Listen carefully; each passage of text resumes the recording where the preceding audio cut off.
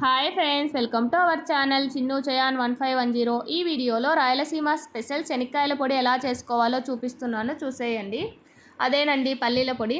Gas on చేసుకొని ఒక గోళం తీసుకొని గోళం కొద్దిగా వేడైన తర్వాత శనగిత్తనాలు అయితే వేసుకొని వేయించుకోవాలి. శనగిత్తనాలను సిమ్లో పెట్టే వేయించుకోవాలి.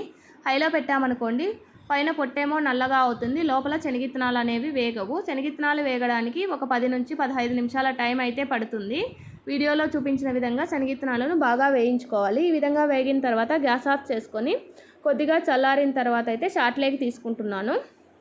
ఇప్పుడు ఇదే గోళంలోనే కొద్దిగా ఆయిల్ వేసుకొని మనం తినే కారాన్ని బట్టి ఎండుమిర్చి వేసుకొని దోరగా ఫ్రై చేసుకోవాలి. మీరు కొంచెం కారం ఎక్కువగా తింటారు అనుకుంటే ఒక 8 నుంచి 12 ఎండుమిర్చి తీసుకోండి. ఇక్కడ నేను ఒక 6 ఎండుమిర్చి తీసుకున్నాను. వీటిని కూడా దోరగా ఫ్రై చేసుకొని గ్యాస్ అయితే ఆఫ్ చేశాను. ఇప్పుడు ఒక తెల్లగడ్డ మొత్తానికి పొట్టు తీస్తున్నాను. శనక్కాయల పొడిలో తెల్లవాయలు ఎంత ఎక్కువగా ఉంటే టేస్ట్ అంత బాగుంటుంది.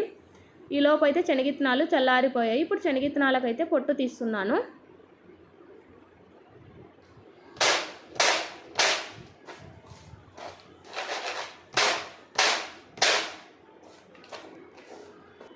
శనగిత్తనాలలో ఉండే పొట్టు మొత్తం చెరిగేసుకున్నాను. ఇప్పుడు ఒక మిక్సీ జార్ తీసుకొని అందులో ఎండుమిర్చి వేసి గ్రైండ్ చేసుకోవాలి. ఎండుమిర్చితో పాటు మనం రుచికి సరిపడినంత ఉప్పు కూడా వేసుకొని గ్రైండ్ చేసుకోవాలి. ఫస్టే శనగిత్తనాలన్నీ మిక్స్ చేసామనుకోండి ఎండుమిర్చి సరిగా గ్రైండ్ కావు. అందుకోసం అనేసి ఫస్ట్ ఎండుమిర్చి అయితే గ్రైండ్ చేసుకోవాలి. ఎండుమిర్చి ఇలా గ్రైండ్ చేసుకున్న తర్వాత ఇందులోకి శనగిత్తనాలు అయితే వేసుకొని ఒకసారి గ్రైండ్ చేసుకోవాలి. మరీ మెత్తగా గ్రైండ్ చేసుకోకూడదు, మరీ ఇత్తనాలు కూడా గ్రైండ్ చేసుకోకూడదు. అక్కడక్కడ శనగిత్తనాలు ఉండేటట్టు గ్రైండ్ చేసుకోవాలి. ఇలా గ్రైండ్ చేసుకున్న తర్వాత ఇందులోకి ఇందాక పొట్టు తీసి పెట్టుకున్న తెల్లవాయలు అయితే వేసుకొని ఒకసారి బాగా మిక్స్ చేసుకోవాలి. మిక్స్ చేసుకోలేదనుకోండి తెల్లవాయలు పైనే ఉండిపోతాయి, సరిగా గ్రైండ్ అవ్వవు. మీరు కొంచెం స్వీట్గా తినాలి అనుకుంటే ఒక బెల్లం ముక్క కూడా యాడ్ చేసుకోవచ్చు. ఇలాగ ఒకసారి అంతా బాగా మిక్స్ చేసుకున్న తర్వాత అయితే ఒక రౌండ్ తిప్పాలి, సరిపోతుంది. మరీ మెత్తగా గ్రైండ్ చేసుకోవాల్సిన అవసరం లేదు. రోట్లో అనుకోండి శనక్కాయల పొడి బాగా టేస్ట్గా ఉంటుంది.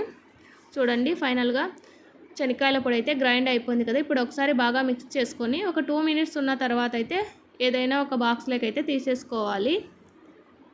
ఫైనల్గా ఎమ్మి శనక్కాయల పొడి అయితే రెడీ అయిపోయింది. మీలో ఎంతమందికి ఈ శనక్కాయల పొడి అంటే ఇష్టమో నాకు తప్పకుండా కామెంట్ చేయండి. అలాగే నేను చెప్పిన విధంగా ఒకసారి తప్పకుండా ట్రై చేయండి. వేడి అన్నంలోకి, చపాతీలోకి, సంగట్లోకి శనక్కాయల పొడి చాలా బాగుంటుంది. మా కడప సైడ్ అయితే చాలామంది సంగట్లోకి శనక్కాయల పొడి వేసుకొని నెయ్యి వేసుకొని తింటారు. వేరే కర్రీ కూడా ఏమీ వేసుకోరు. ఇలా చూస్తుంటే మీలో ఎంతమందికి నోరూరుతుంది. ఈ వీడియో కనుక మీకు నచ్చినట్టయితే ప్లీజ్ లైక్ చేయండి, షేర్ చేయండి, సబ్స్క్రైబ్ చేయండి. Thank you for watching. Bye bye.